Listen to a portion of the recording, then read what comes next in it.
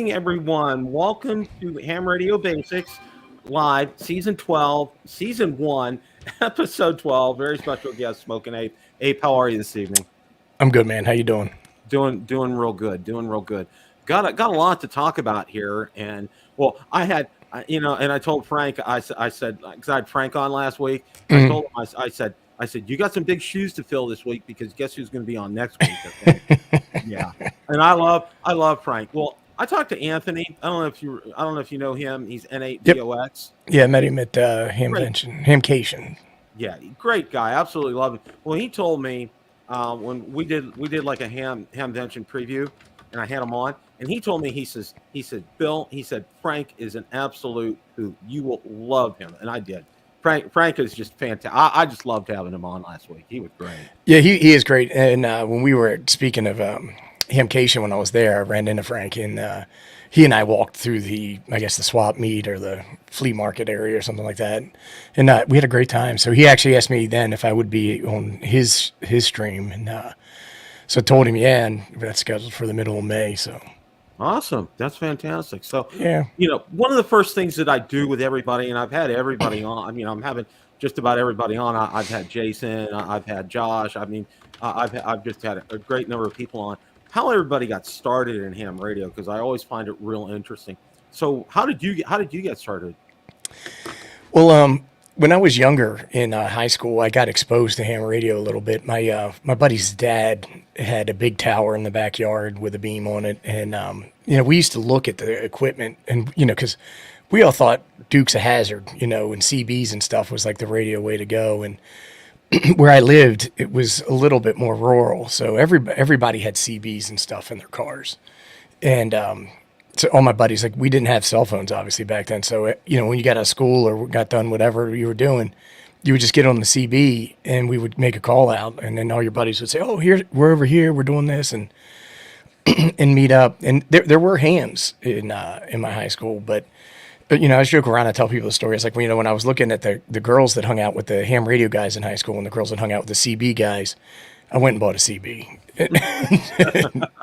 So, and I used that for years, playing around, and then I stopped. But I'd always been a little bit of a fan of RF. At work, I was telling you, I work in IT. One guy came in one day, and he had one of those SDR dongles. And he's like, "Hey, this is a British television antenna." And he goes, "We could pick up radio stuff with it." And so we all got them and would play around with them all the time. And then one of my buddies and I got real big into police scanners. And because I worked in IT, I did all the programming and code plugs and stuff like that for him. And we used those. And then eventually one day he calls me up and goes, "Hey, man, we can buy these Baofeng radios, and they're like $25, and we could talk." And he lived pretty far away. He goes, "But there's a repeater between us."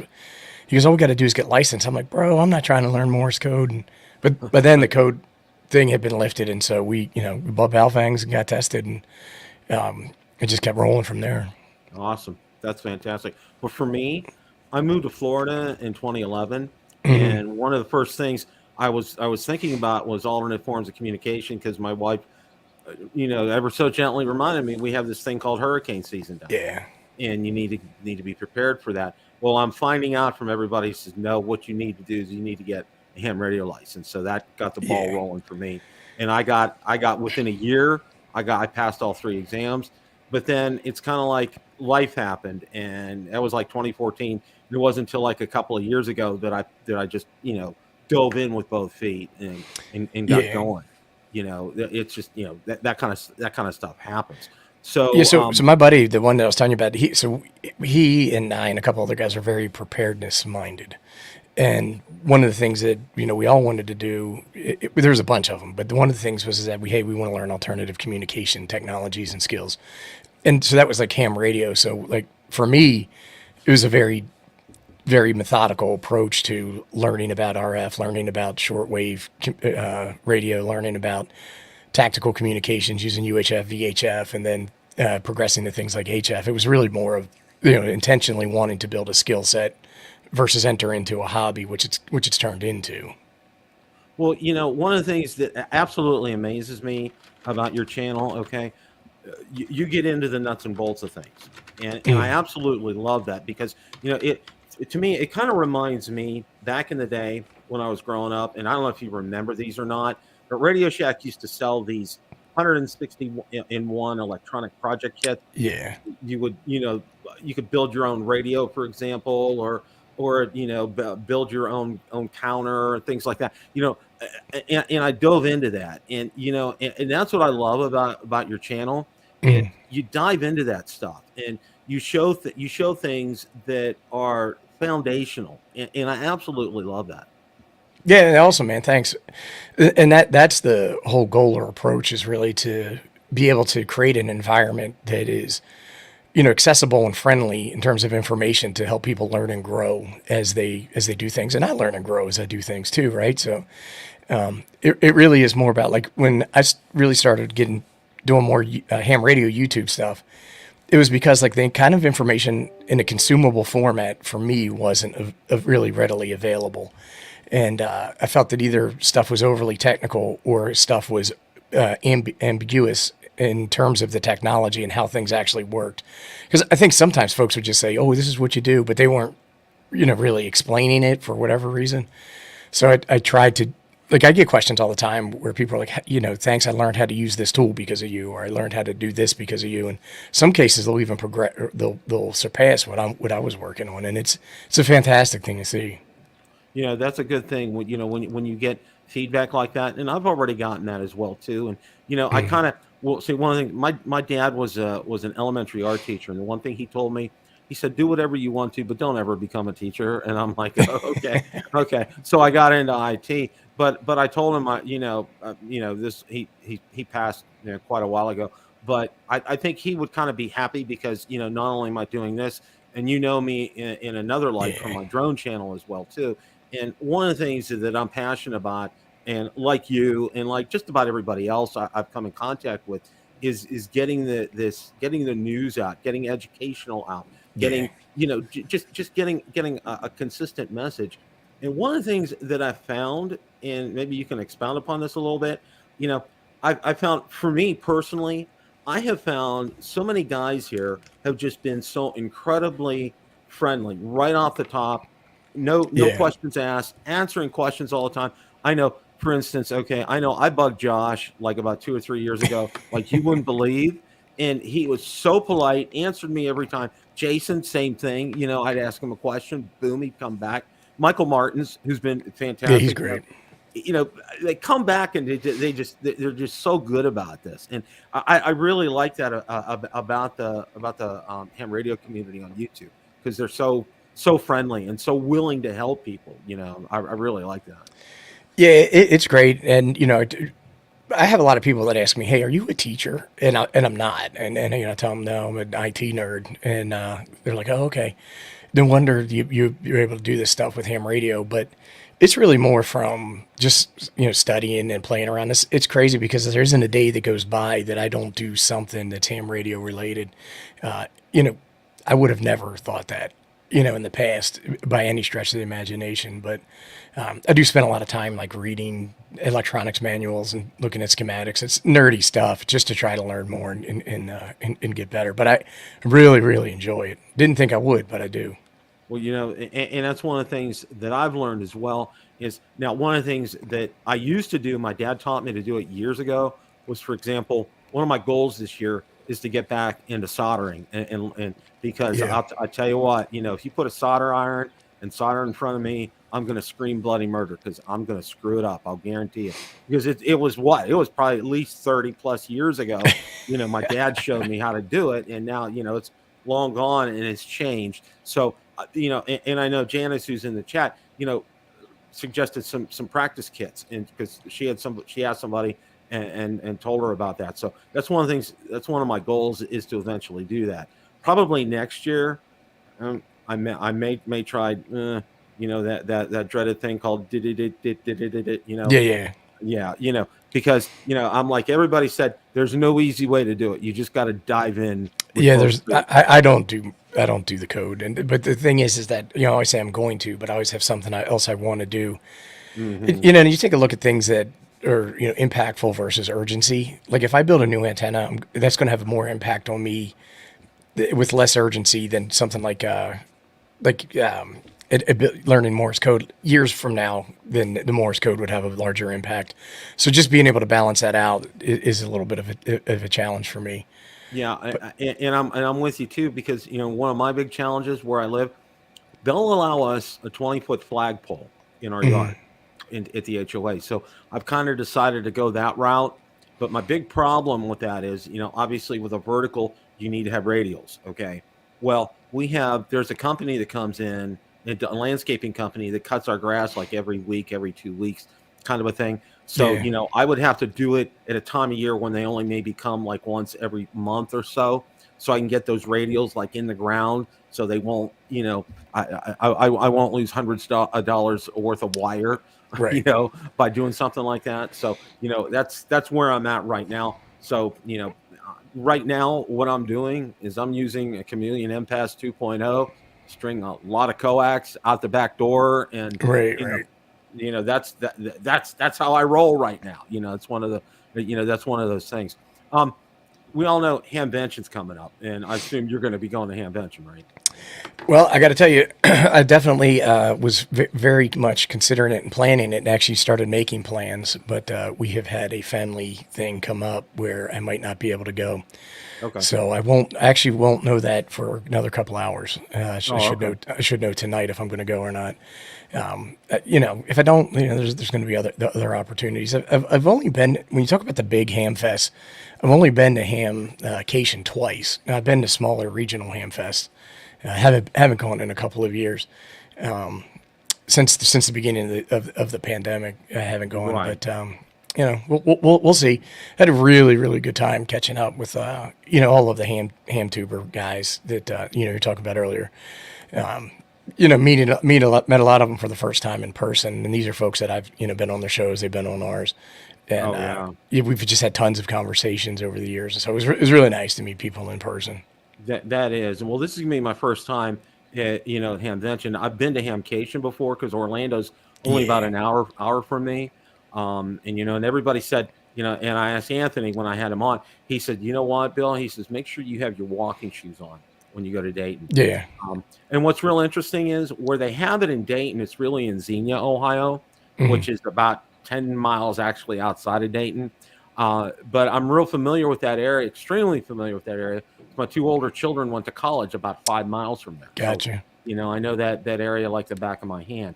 One of the things that everybody said, get your walking shoes on because you're going to be doing a lot of walking with this. So, we're going to be pulling in. We're going to be coming in like on Wednesday, Thursday. We're going to run out, get our credentials.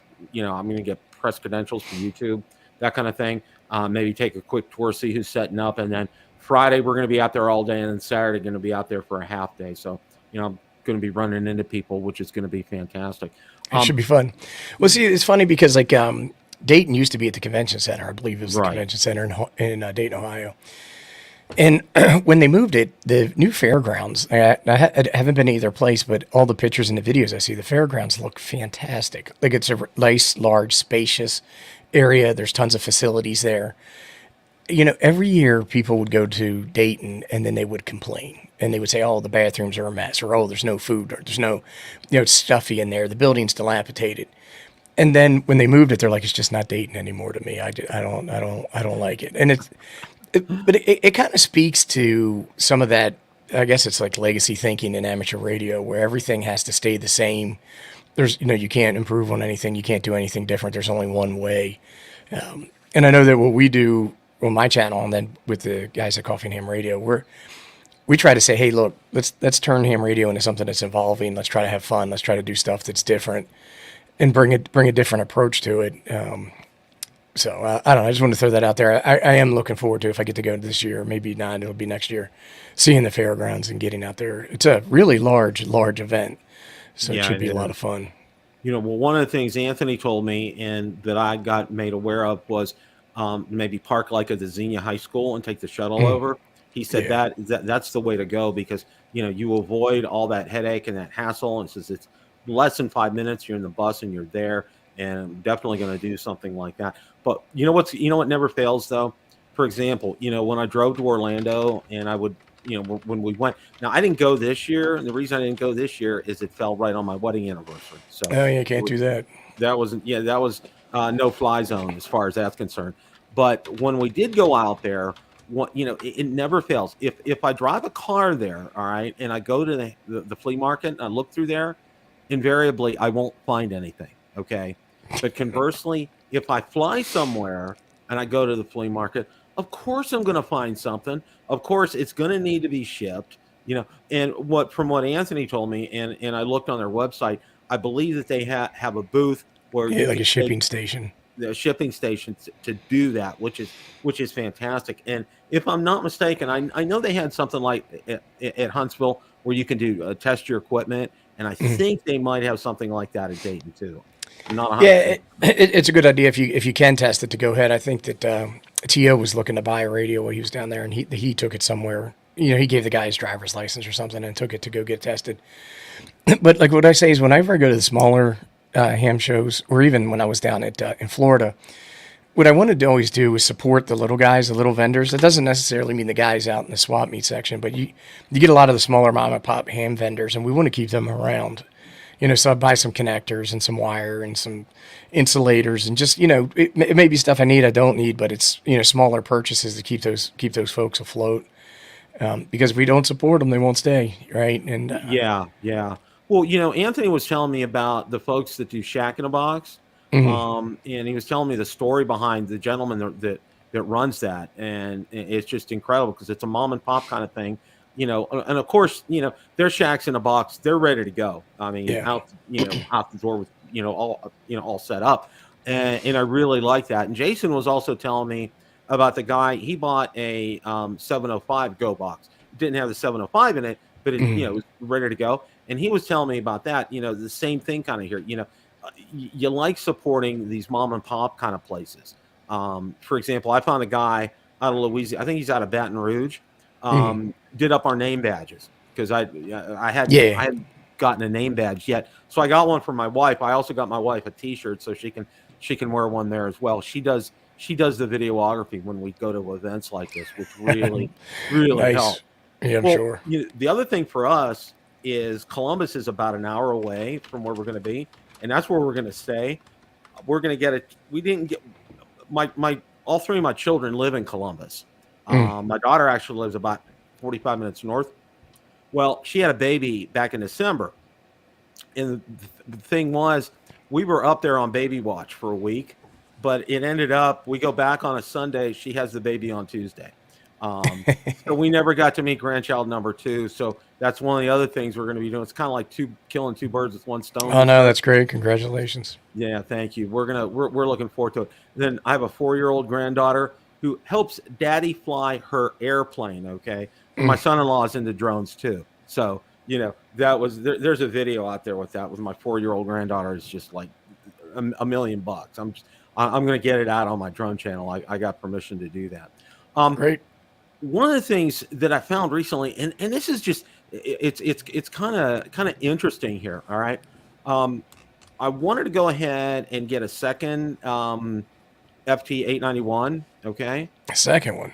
Yeah. All right. Yeah. I want to have one in the shack and one for use, POTA, Yeah, I got you. going outside. And, that's the kind of radio you can do that because it's not that Sure. expensive. Okay. Well, everybody is out. And when I mean everybody is out, everybody. Okay. HRO, Gigaparts, DX Engineering, Main Trading Company, you name it, they're gone. They're out right now.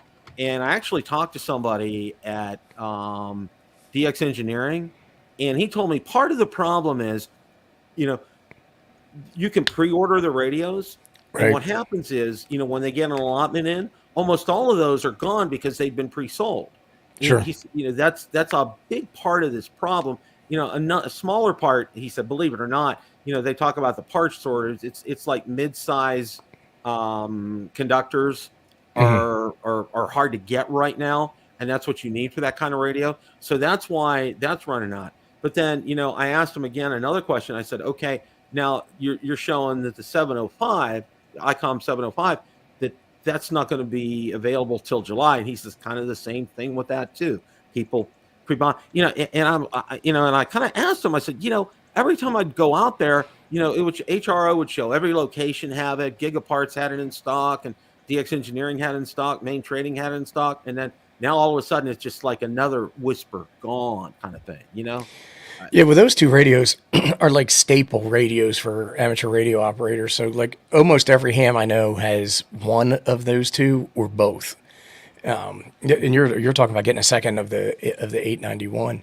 It's super duper popular. What always strikes me is people are like, ICOM or Yaesu, they just don't get it. If they made this one change to this radio, they would sell like hotcakes. And I'm like, you can't buy them. They can't keep them on the shelves. You know what I mean? I was like, it'd be great to have that feature. Don't disagree with you, but they're gonna sell them just fine. You know what I mean? Like they're not gonna have any problem.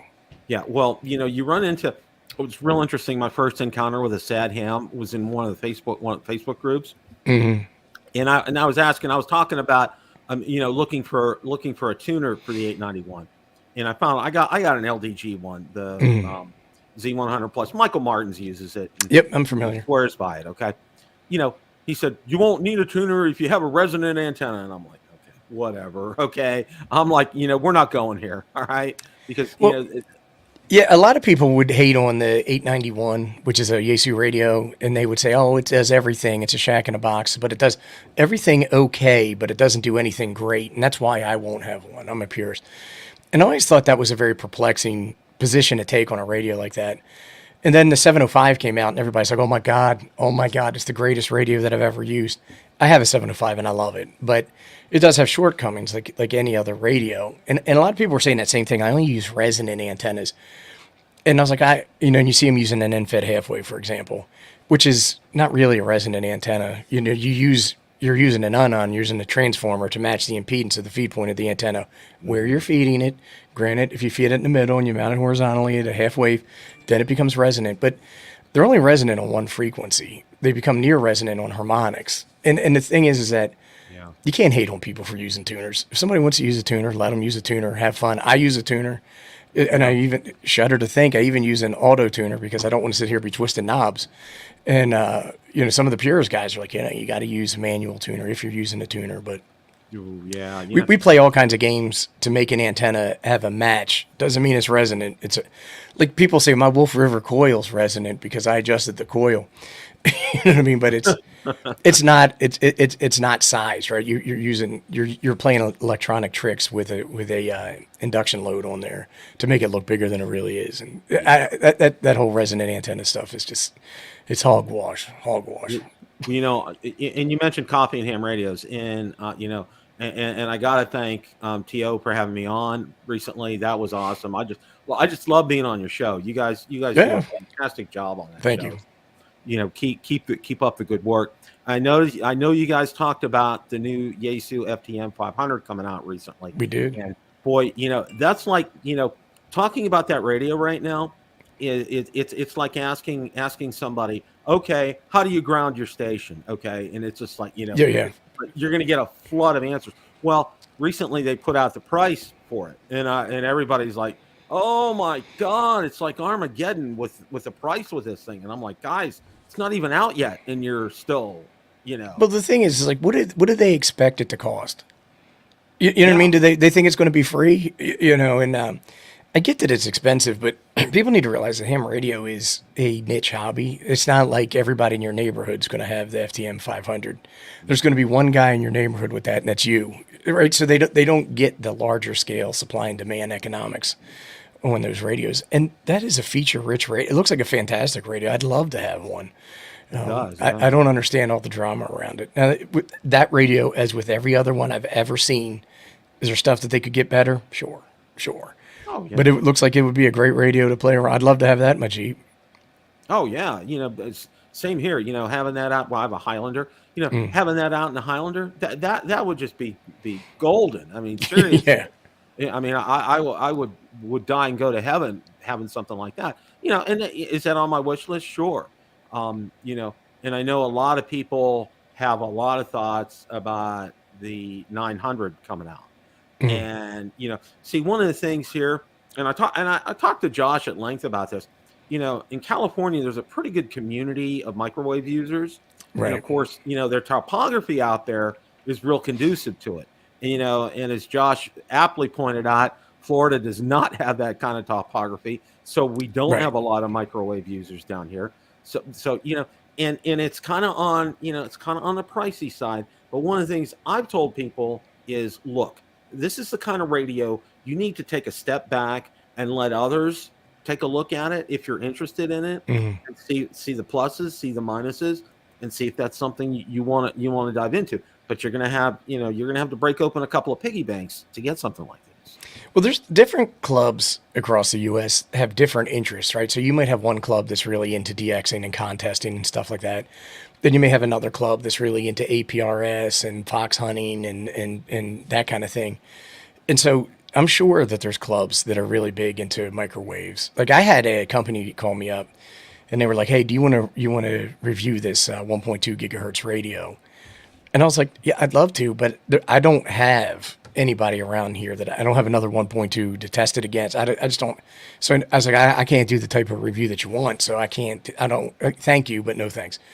Now, maybe you belong to a club that has one and all your buddies are in the microwave, then I can see that. Maybe you're going to go to the park that has the topography that you're talking about that supports ideal community. You can do, I guess, other stuff like satellites and birds and all that stuff with that.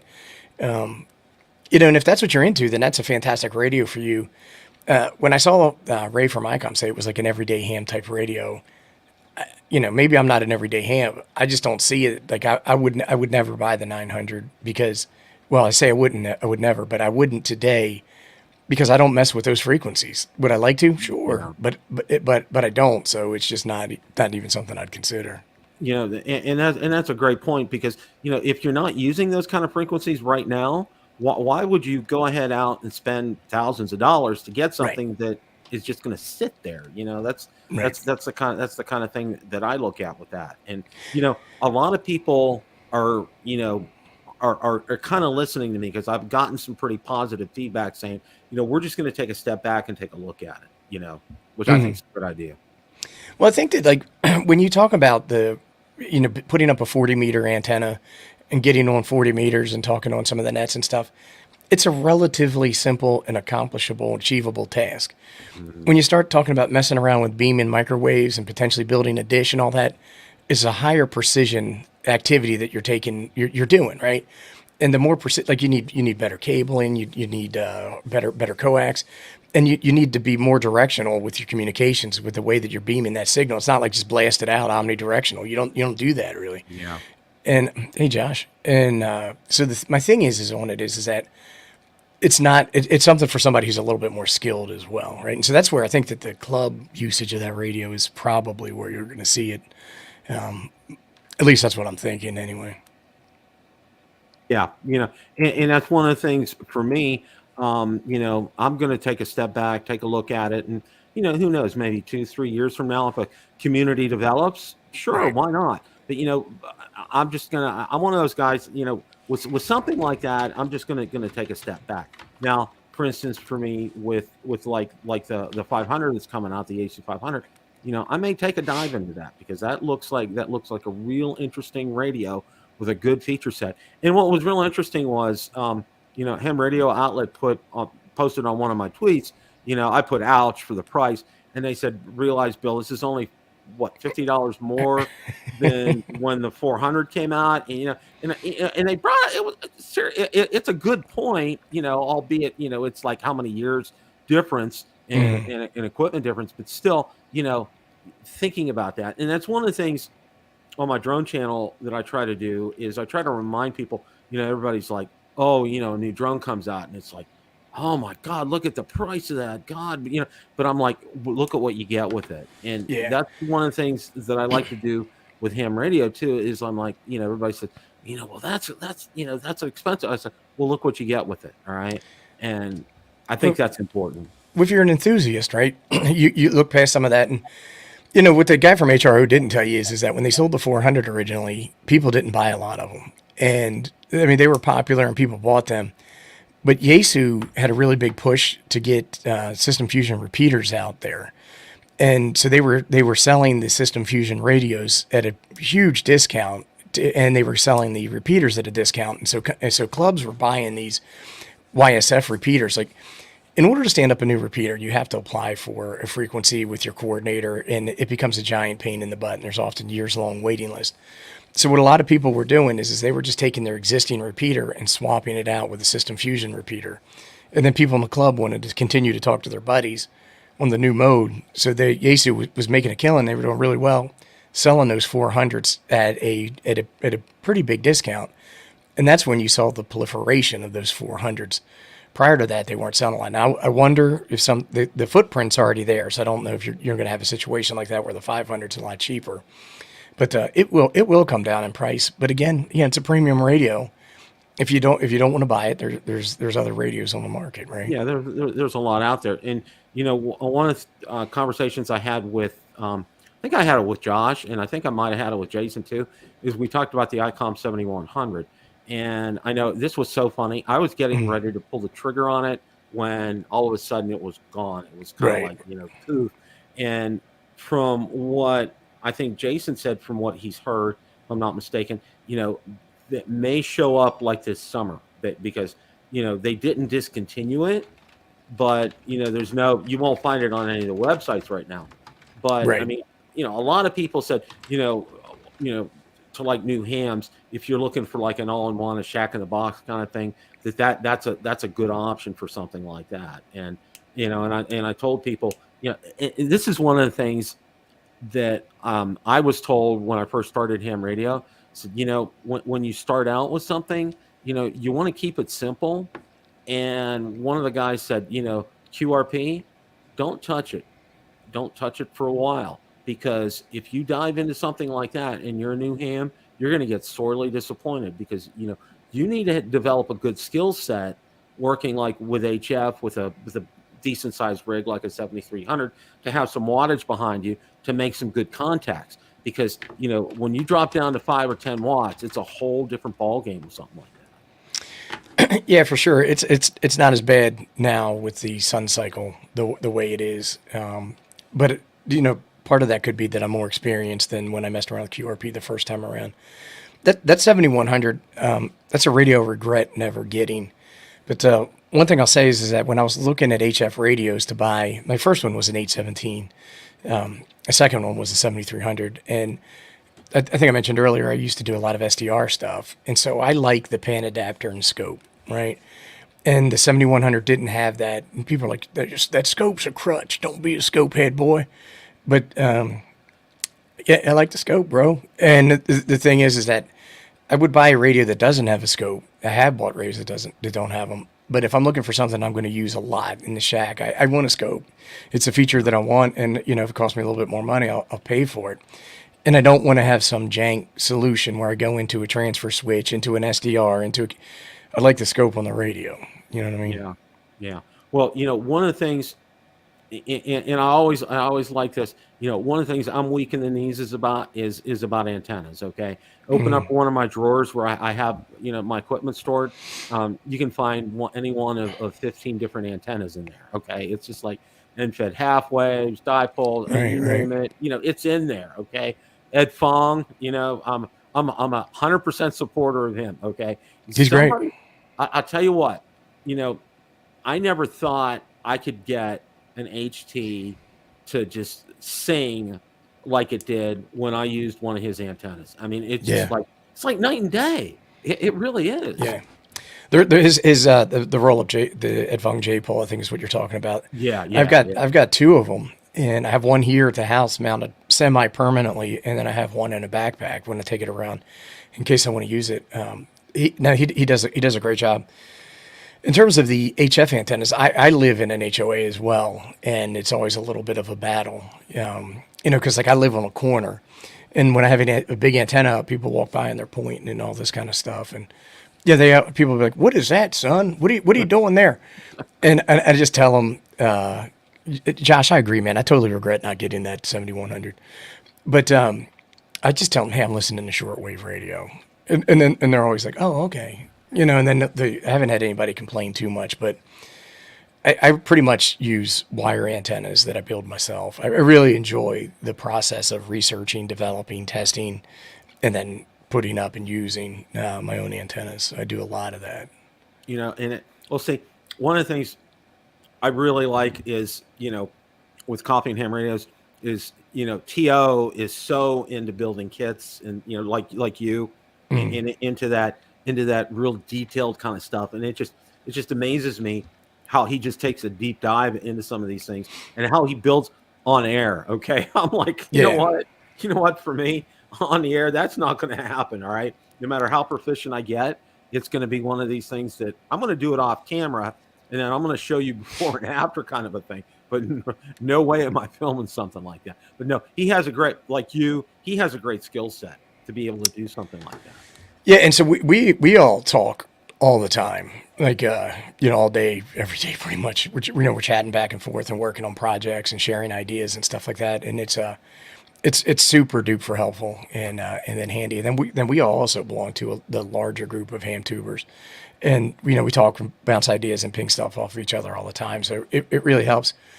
I like doing the stuff live, but I don't prefer to build stuff live because I like to have so many different, like I don't have all my tools right here. So a lot of times it's getting up and getting stuff and setting up and staging and tearing down. And where I'm sitting right now, this is where I do my work. This is where I do my YouTube channel. This is where I do everything. And like if I'm building a kit or if I'm, writing a document, I'm doing it here. And so I like to keep the area reasonably clean. I'm not sure it is. But it's not really set up to do live streaming other than this kind of thing. And then I do have overhead cam where I do a lot of my what I call static drop videos and do builds and kits and stuff like that. But he loves to do stuff live. He does a great job at that. Question that I've asked everybody, and I always find it interesting. What's one piece of equipment, whether it's a radio, antenna, or antenna analyzer, what that you had that you regret getting rid of? Well, I joke around a lot. I have a love-hate relationship with Zygu. I did have this G90, and it's funny because like when I was looking at getting a smaller, like more portable radio than my 7300, I asked Mike K at MRD because he had two radios, and he's a good guy. I trust him. And I said, "What do you like better, the 891 or the G90?" And we ran through all this stuff. The internal tuner on the G90 is what sold me on that, and so I got it. And I like the radio. I didn't use it a lot because I had a 705, and I preferred to use the 705. And one of my buddies recently, he was looking to build a Go box, and he said, "Hey, you don't use that G90, any way I can get it off your hands." And so I traded it to him for a 5100, ICOM 5100 mobile radio. And I haven't even taken it out of the box. It's still sitting over there in the box. But I probably would have never used the G90, but that's the one thing where I still get tons of questions on. And the G90 is such a popular radio. I wish I had that for demonstrative purposes to just show people, hey, here's how I use the G90 to do X, Y, or Z. Like I did a FT8 video on the G90 before WSJTX even supported the G90, and it did really well. And I still get questions on that video today. So I don't know. I'd probably say that's probably not such a romantic answer, but that's it's the truth. I tend to, when I buy equipment, to research it reasonably well, and then if I buy it, I say, hey, I bought this for a reason, and I'm going to keep it. I don't really get rid of a lot of stuff. Now, if somebody needs something, I'll give it to them or lend it to them or something like that. But I don't generally sell a lot of stuff. Yeah, I had a Yaesu FT7D-R, and I got it one right after I got my license and everything. I was all gung ho, and then I started looking, and it overwhelmed me because I was wet behind the ears kind of a thing. So I ended up selling it, and that's one of the things that I wish I didn't do right now because those things are fetching what they got for new right now if you can find one on eBay. Yeah, I got mine for like 125 new, and they're like 170, 175 new today. But it's funny because a lot of times that's the one thing is everybody always overestimates their abilities. Everybody, I've done it. But like a lot of times people who are new hams are like, I want to buy the best HT that I can buy. What's the best? Well, there's a couple from ICOM and there's a couple from Yaesu that are the best, but they're complex. The thing is, you're not picking it up and being like shepherd the lost sheep, good buddy. It's not like that at all. And what I tell people Yeah. is that buy a less complex radio, buy something that you can program, you can learn the fundamentals and the basics, have some fun, and then worry about upgrading your radio at a later date. And people are like, buy once, cry once. But I'm like, I'm not advocating buying a $300 radio and then buying a $500 radio. I'm advocating buying a $25 radio, right? Hmm. Playing around with that and then making Yeah. some decisions moving forward at a later date. That one thing, one of the early on, a ham told me, buy a radio, and don't worry about using the cable to program it. Learn how to do it manually, because you may be in the field. And he said that's a good skill to learn. And and I gotta say that, like an FT60R, those are very basic HTs. That's the kind of radio that I recommend to people. Like if they just get their technician license, I say, that is a great radio to start out with. I said, don't get the programming cable, program it yourself. That way you learn a lot more. And then if you jump up to get, to another radio, go ahead, get that programming cable. Go ahead and start doing some of the other things. But at first I said, just kind of, just kind of do some of the stuff yourself and learn it, because you don't learn by having somebody else do it for you, or by using a cable. You learn by actually go ahead and entering it. So I did, and Yeah. it makes a difference. Yeah, what's the thing is, like, Josh is saying the FT60 was his first radio, and that was my first nice HT. I had a couple of Baofangs before that. And I got to tell you, man, my battery is deader than the doornail, my FT60. I just went and checked it the other day. And I'm like, do I want to spend another $45 on a battery for a radio that I never use? I got to figure that out. But, the thing is a lot of people have no idea what programming a radio with or without the cable entails. Right? Because you're typically, first radio is an HT, you're going to talk on the repeater. And the thing is that people have no idea what the tones are, right? The PL tones. And they have no idea what the step on their radio is. And they have no idea about the squelch setting. And so it can be intimidating for folks. And the fact that there's so many knockoff clone cables on the market. And what I always tell people is that pay a couple bucks more and buy from a trusted, reputable dealer. And people are like, I'm good at the internet. I can look at an eBay listing and tell if it's fake or not. I'm like, oh, okay, well, you're the only person that I've heard of that can do that. Because the thing is that the fake cables don't work on a lot of machines. It just require an extra layer of complexity to deal with. Yeah, and that's one of the things that I tell people. A lot of times you'll see people see stuff on eBay, and they'll be like, ooh, ooh, ooh, ooh, ooh, and I'm like, wait a minute here. You need to be real careful. That's why, like for instance, a lot of people. Somebody told me about Quicksilver Radio up in Connecticut, Mm-hmm. and I bought a ton of stuff off them, reasonable prices. It's a smaller outfit, but boy, Yeah. seem to have what I'm looking for in terms of like cables, or you know power poles, accessories, that kind of thing. That they always seem to have that, and I really like that. So that's why I tell people I kind of steer away from eBay, because you don't kind of know what you're getting. Right. Now, there's some good established sellers on eBay, but generally speaking, a lot of times it's a fake storefront for an Yeah. operation or an outfit in China that's going to sell you some junk. Quicksilver is one of those radio retailers I was talking about at the HamFest that we should be supporting. I see them at the HamFest, and I've bought tons of stuff from them, and they're great people. Yeah. There's West. I think it's West Mountain Radio. Am I right? Yep, I, you are. I've supported them before, and they've done some custom cables for me as well, because my crimping abilities are next to non-existent, and I'm going to be 65 this year, and Right. that carpal tunnel from being in IT for 30 years, it's just like, the risks have been better, so that's why when it comes to something like that, I'll trust somebody else. Yeah, I got to tell you, man, I've got a drawer over there that's probably got 15 different types of crimpers in there. I never thought that I would be like when I first became a ham and I needed a cable for something. Yeah, the wireman's great, Janice, and I said, hey, I need this type of cable. My buddy's like, bro, just make that cable, and I'm like, what are you nuts? I don't even know what are you talking about? Make a cable. But it's a good skill set to have, even if you can't make some of the more complex stuff, just to be able to slap some cables together. At first, it's cheaper to buy the pre-made cables, because you don't have to buy all the equipment and invest the time learning and stuff like that.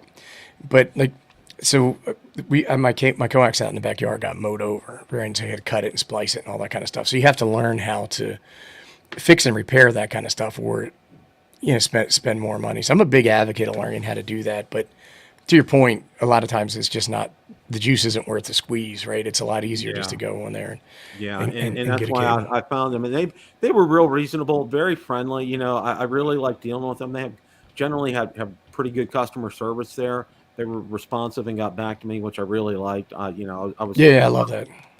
pretty pleased with them. And you brought up a good point about supporting a lot of these mom and pop places that come to HamVention and HamCation. There may be one or two or three people that run the business, but yet, you want to give them, you want to spend money there. Yeah. Yeah, everybody's all about going, oh, we're going to go DX Engineering or Gigaparts or HRO, spend money there. And I'm like, yeah, well, you can do that any day of the week sitting in front of your computer, okay? Well, But you you can't. don't want to go to the Ham Fest and it be two aisles, one for HRO, one for Gigaparts. Not that they're not all wonderful, great, fantastic, happy people, but the thing is that you want to go for the diversity and all of the different people and products and stuff like that. And like other shows across the nation, if you don't support the little guys, the shows are going to dry up.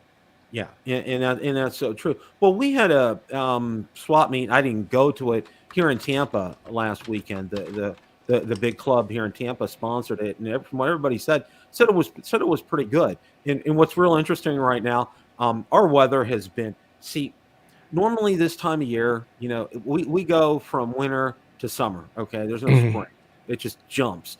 Okay, and we've jumped. Okay, we've done that from winter to summer. It's like low 80s, mid 80s, high 80s already in April.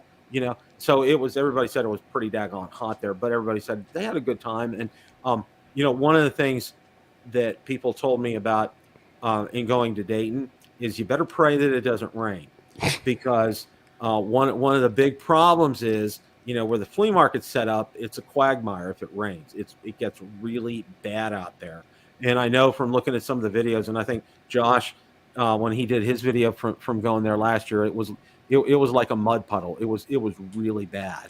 in Yeah, terms if it of- rains and it's humid, you're done for, right? Because it ain't going to dry up, and yeah, yeah, that's where you get into trouble. Like that's how I always am. It's like, do you want to take a poncho, or are you going to run around with a poncho? You're going to be that guy. I guess for ham radio, you would stand out in the rain, but there isn't much other stuff where I would be inclined to do that. yeah. I like what Janice said. Maybe I shouldn't wish for an HRO in my area. My retirement would be gone. Yeah. Well, yeah, that's kind of the same way. Well, we actually have one that opened up outside of Orlando, Hmm. which is pretty interesting. But to one of your points, I knew the manager of the HRO of the San Diego store that just closed. I'm Hmm. real good friends with him on Facebook. He's a drone person as well too. And I mean, he said it was just like a bolt out of the blue. And he had been with them for 40 years. And it's And they like, just closed it down. and they're Well, just closed. did they move it? Because No, they were looking for another place to lease around there. In real estate and leasing office space right now is crazy. And, obviously, they do a good business, but it wasn't enough to justify supporting keeping the store open. So, the walk-in business has got to be dismal compared to the online stuff, right? oh, yeah. Well, they spend half their days doing online orders. I mean, Right, really, right. So maintaining all those separate inventories is yeah, you don't maintain get an those. economy of scale there. Yeah. So, I'm in touch. He's a great guy. I absolutely love him. And I asked him, I said, "You got anything lined up?" Well, he's kind of almost semi-retired because he's enjoying time with his wife. And I'm like, Mm. enjoy yourself. It's a good thing. But it was kind of sad seeing that. I mean, he filmed like a closeout video, locking the door up and everything for the Yeah, last yeah. time. I really feel for him. Joe's his name. Great guy. Absolutely love him. Um, and having that HRO in Orlando, it's kind of like, I'm kind of glad it's in Orlando because it's at least A an little bit of a hour away drive, from me. right? So it's a little bit of a drive. So I'm not tempted to hop in the car and go down there. Closest one before was up in Atlanta. So I'm real, I'm happy in case I really need something that I can hop in the car and on the weekend and mostly be there in an hour. So, it's one of Well, when you those. need something and you order it online, the pacing back and forth and all that, and like 2 more days. But Well, you were talking about the cables. Like, what drives me crazy is if I need like a $12 cable and it's like $8 shipping on top of it. Mhm. I'm like, oh, they really got me. Yeah, you don't. It's like you don't have a choice. Well, you know who I found to be the two that I found to be the fastest in terms of shipping and just doing normal gigaparts. They're in Alabama, so it's relatively Yeah. close for me. But DX Engineering, they're up in Ohio. It's like I'll order something. Like I ordered the tuner. I ordered the tuner and the cable for the tuner, and it's going to be here tomorrow. And I ordered it on Monday. I mean, and I'm like, man, these guys are just. And it comes ground. It comes UPS ground. I mean, Yeah. which is Well, which is all of great. them are good. Like HRO, Gigaparts, and DX Engineering. They're all good. I've never really had any issue or complaints about any of them, and I bought plenty of Neither gear have I. from all of Yeah, them. they've been good. I've had a couple of questions, and I got with HRO with a couple of orders that I had, and they told me to call the guy up in Virginia. Apparently, he's like their head to the store manager. It was fantastic. He helped me out a couple of times with some stuff. Just absolutely solid guy and just Mm. great people. And he told me he says you ever have issues? He said don't email me directly. He said don't email me anybody else. If I'm, and I'll definitely get you taken care of. And they did. They took really good care of me. Same with Gigaparts. Gigaparts the same way. All those three. I haven't done any business like with Main Trading Company. Mm. I'd like to. I think they're a good outfit, but it's like for me right now, usually one of the three will have what I'm looking for. So Yeah, I have the R&L Electronics. That's a smaller RNL, shop yeah. that I've done some stuff with and support. So I like them. But again, I wouldn't hesitate to buy from any of them. But typically, I'll look at the smaller guys first. Yeah, that's it's always a good thing to support these smaller businesses because it's like without them, they're kind of like the backbone to me. Yeah, And yeah. well, one of the things that I wanted to kind of get your feedback on is, and I've asked this to everybody who's come on the show is we do so well in terms of the ham radio community, getting people educated, getting them their technician or general or their amateur extra, and then all of a sudden after that it's kind of like okay you're out, but it's like okay we're out in the middle of the ocean, we're just going to throw you in the ocean right now. You know, and I said, that's a pain point for me because I hear about this all the time. People, oh, I got mine, but there's no club around me, or Right. nobody jumped in to help, that kind of thing. And that just will talk about raising my blood pressure. That will do that because I want to see people get plugged in, and the best thing that I tell people is get plugged in with try to find a good club, and finding a good club can be a hit or miss kind of proposition because I know one of the clubs by me, it's being 65, I'd be the youngest person there. Mm. And then there's another one, it's about 10 miles away from me, that's very family oriented, that has outings, not just field day outings, but just has outings, gets the family involved, bring the radios out, just have a good old time kind of thing. And they're real good at that kind of stuff. And I see that as a pain point. A lot of these guys, and gals get their licenses and then they're kind of left to fend on them for themselves. Well, I think that part of it is that it's not the club's responsibility to grow somebody into a ham, right? Like the thing Mhm. is they can help and they can coach and they can guide, but the ultimate responsibility belongs on that individual ham themselves to learn how to do Right. things. And I think a lot of times people don't want to invest the time to learn. And a lot of times these legacy hams, I guess is the right way to call them, they want to start with all of this complex theory instead of like, hey, let's have a little bit of fun and then talk about how that magic happens. I've never been to a club meeting. I've talked about going, but I've never been. And I have gone to events like Hamfest and Field Day and stuff like that where clubs were there, and I talked to club members. But and I tested in person and got my tests, and I'm a general. I'm not an extra, and I studied on that stuff, and I learned it on my own. I went to the club thing, and gave a donation to get tested. But I don't think that club life's for me. Even we have a couple of clubs around here. One of them looks really good, and I've participated, changed a message with them online and stuff like that. But it's just not something that I think I'm going to go to.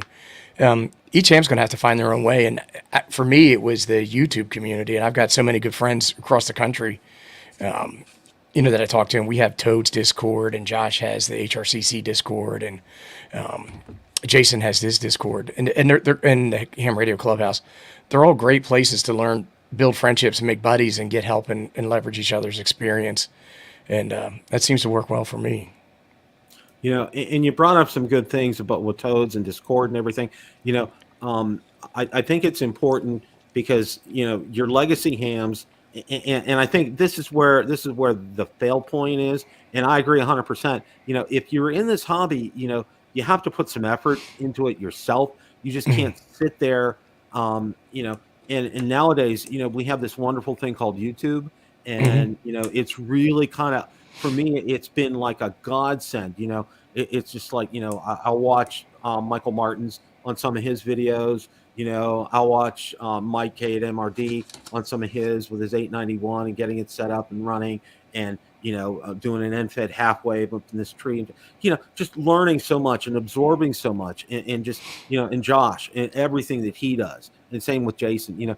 All about learning, all about going out there. And what's great is these are recorded for us. I mean, we can go out there anytime, watch them, pull them up. It's like there's a guy, and I forget his name. He did a great series, and I think there's like maybe 40 videos on the IC 7300, and same amount on the IC 705. I forget the gentleman's name.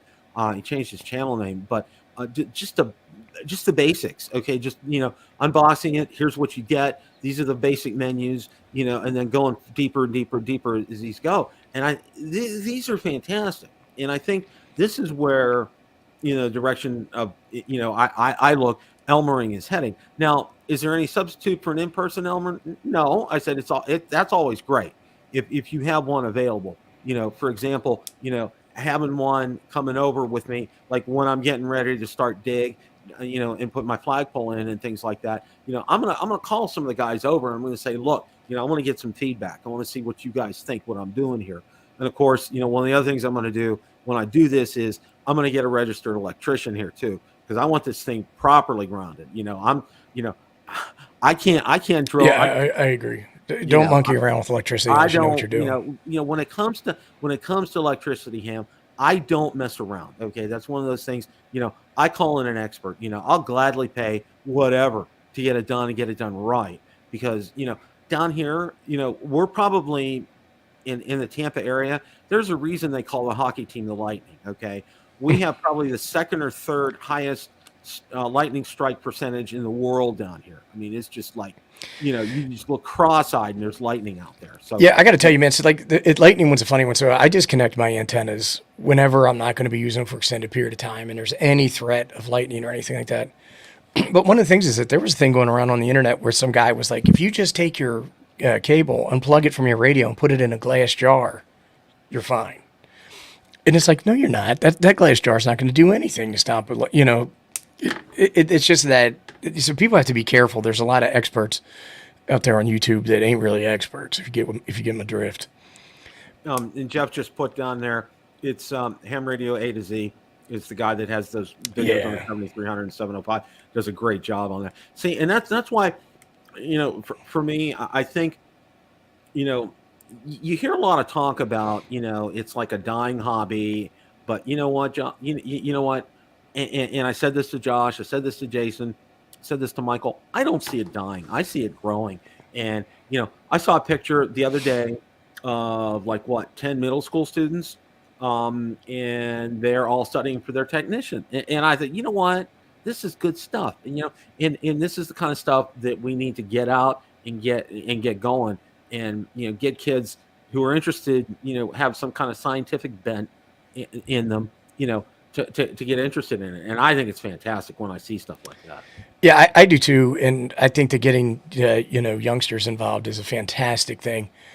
But I got to tell you, man. So like I go to like camping shows and RV shows and 4x4 shows, and I never see any of the ham radio companies out there saying that, hey, ham radio can supplement your other hobbies where you spend tons of disposable income on things that you don't really need.